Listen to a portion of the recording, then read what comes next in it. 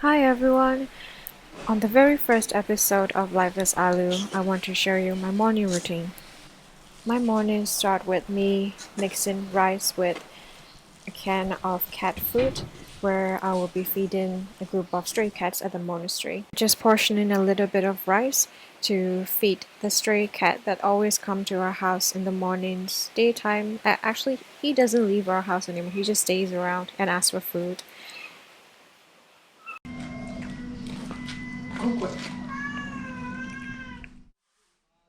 And this is Nato. She's my 7-month-old puppy. She's a toy poodle. And before I leave for the monastery to feed the cats, I have to hand feed her. I would play around, run around, and feed her, otherwise she wouldn't eat herself. She's a very, very spoiled baby.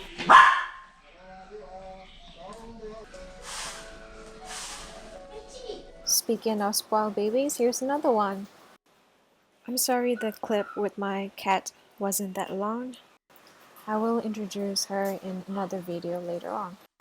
We actually have 7 cats in our house, but she is the only one that gets along with Nato very well.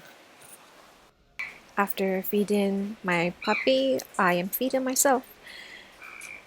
My breakfast is full of carbs and fat. This is rice mixed with chips and soup, and this is tea leaf salad. I always drive to the monastery even though it's walking distance from my house, because my mom wouldn't let me walk anywhere ever since the coup in Myanmar started. And as soon as I reach the monastery, all the cats come running out of the gate to greet me. They're so adorable. People from the neighborhood would come and leave their kittens and their cats here, so the numbers have been increasing. It started getting worse during the COVID era because fewer and fewer people have been visiting the monastery, so there's less chance of getting these cats adopted. They always get very impatient when I'm preparing to feed them. I started feeding these cats around last year, February, when COVID started in Myanmar. The country was often in lockdown and I just couldn't let these cats go starved. So I had been coming to the monastery regularly every morning.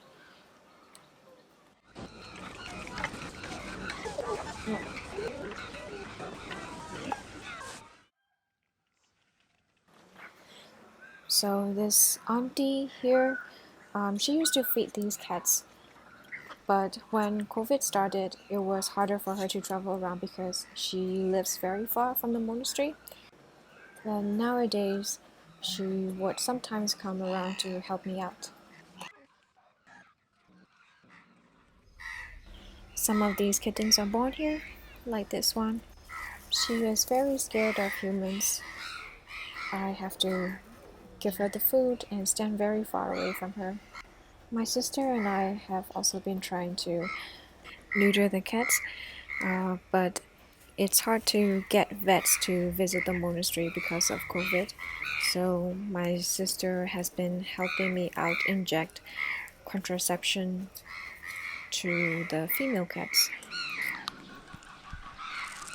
So there are around 40 to 50 cats in the monastery, and they stay in different groups. So this is the first group of cats that I'm feeding.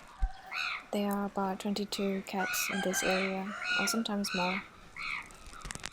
This guy here only showed up about a few months ago. He was very scared of me, but now he won't leave me alone. He will nibble on my toes, bite me until I pet him. And this guy here, he's so affectionate as well. He might be 5 to 7 years old because he's been here as long as I can remember. Every day I'm trying to see how high I can make his butt go up.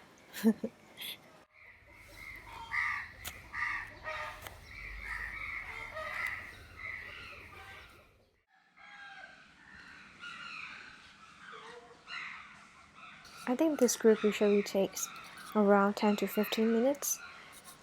I have to physically wait there for them to finish eating because there are also chickens and crows waiting around to steal their food. And you know, these birds, they have leftovers from the cats, but they just can't wait around. They would attack the cats, peck their heads, and try to steal food from them. That's why I waited. And now I am just cleaning up because if I leave all these containers, the monks would get very angry.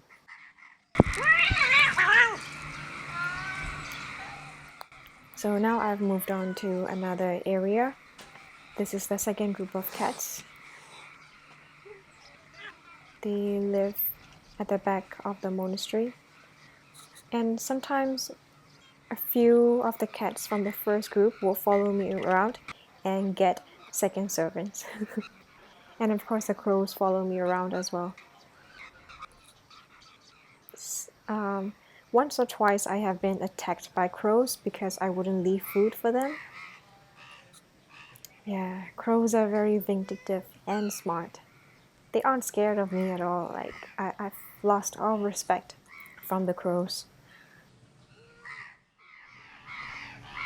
Now I'm just walking over to the third group. And they couldn't wait, of course. Look at the three of them, those three yellow cats. That's the mother and two sons. They couldn't wait in their area, so they came and fetched me. That's the mother cat. She recently gave birth to three more kittens, but they're very scared of people, so they won't come out to eat. I will have to lay out the food and then go far away so that the kittens will come and eat.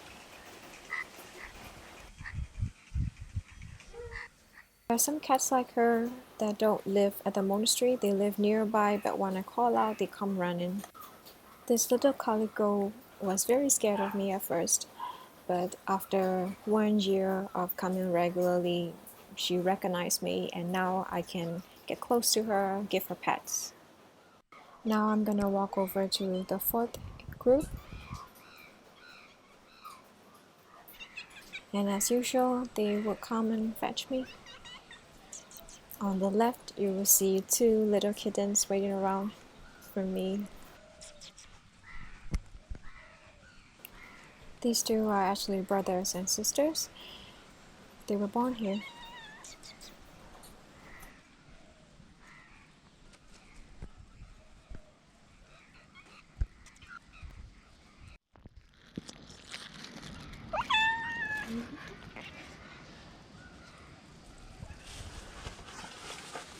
Whenever I go to the monastery, I have to mentally prepare myself.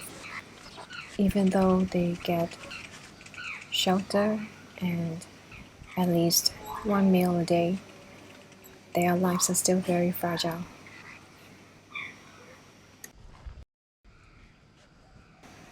Many of the cats that I used to see before when I first started feeding are gone. I don't know what happened to them sometimes. A stray dog will get in, or they will die of sickness. There's really no knowing sometimes, and it gets very sad. I really do wish I could bring them home. But I have 7 cats. They wouldn't get along with one another for sure. So now that they are done, I am packing up. Today I have a lot of food left over, but that's okay because there are stray dogs outside the monastery and I can give to them.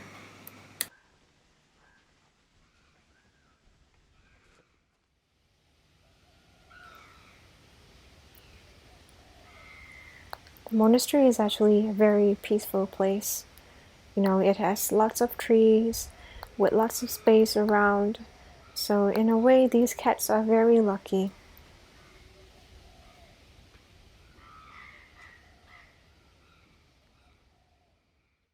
But at the same time, I am very scared for them because the gardeners who tend to the monastery, they can be a little bit cruel to animals.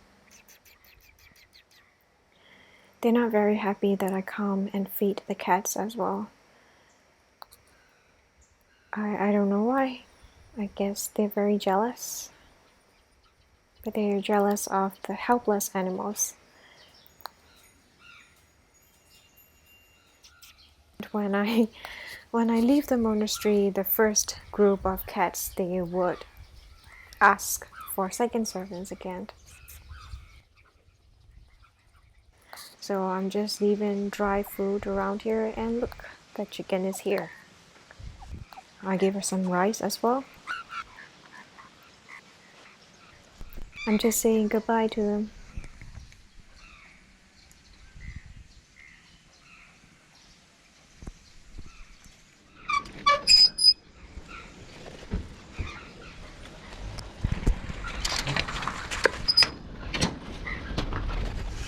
Now the leftover food will be given to the dogs. I'm just leaving them in food containers here so that it doesn't leave a big mess.